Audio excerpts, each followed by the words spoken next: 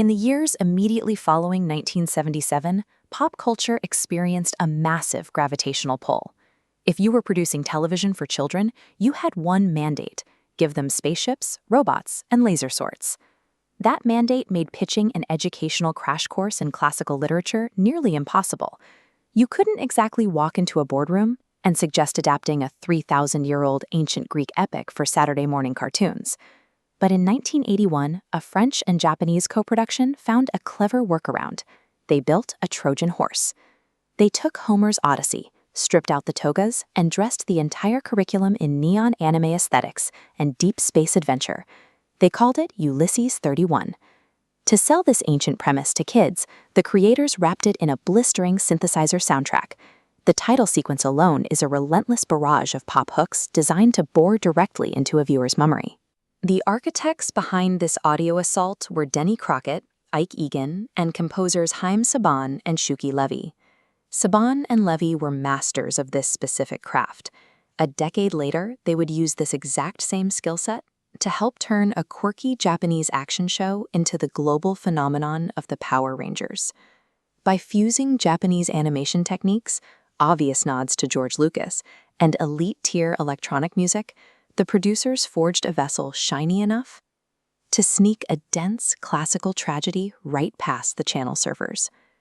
The adaptation follows a strict geographic logic, mapping the ancient Mediterranean on a 1-to-1 scale across the stars. Instead of sailing away from the ruins of a conquered city, this version of Ulysses is an interstellar captain trying to navigate his ship home from the Troy starbase. But his voyage derails immediately. His son, Telemachus, is abducted by cultists and offered up as a living sacrifice to a giant robot Cyclops. Ulysses mounts a rescue, ultimately blinding the one-eyed mechanical beast using a weapon that looks remarkably like a Jedi's lightsaber. In Homer's original text, the Cyclops is the son of the sea god.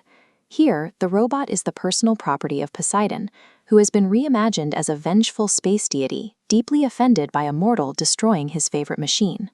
This structural trick meant the show didn't have to invent episodic plots from scratch.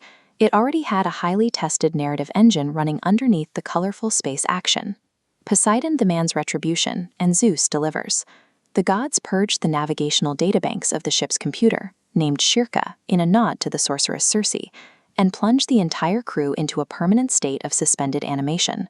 This creates one of the most unsettling visuals in 80s animation. For the rest of the series, Ulysses and his son have to walk past the lifeless, levitating bodies of their friends floating silently in the ship's cargo hold. Once the writers established this tone, they realized they didn't have to limit themselves to a single epic. They began pulling from the wider pantheon, turning the series into a greatest hits compilation of Greek antiquity. They encounter Sisyphus, a king condemned by the gods to spend eternity performing a grueling, utterly pointless task without end. Even Cerberus, the mythical hound guarding the underworld, makes an appearance. Only here, the three-headed dog is re-engineered as a heavily armed interceptor satellite. By continuously widening the scope of the lore, the creators morphed a straightforward rescue mission into a terrifying, comprehensive education in ancient mythology. Decades later, the seams of the production are highly visible.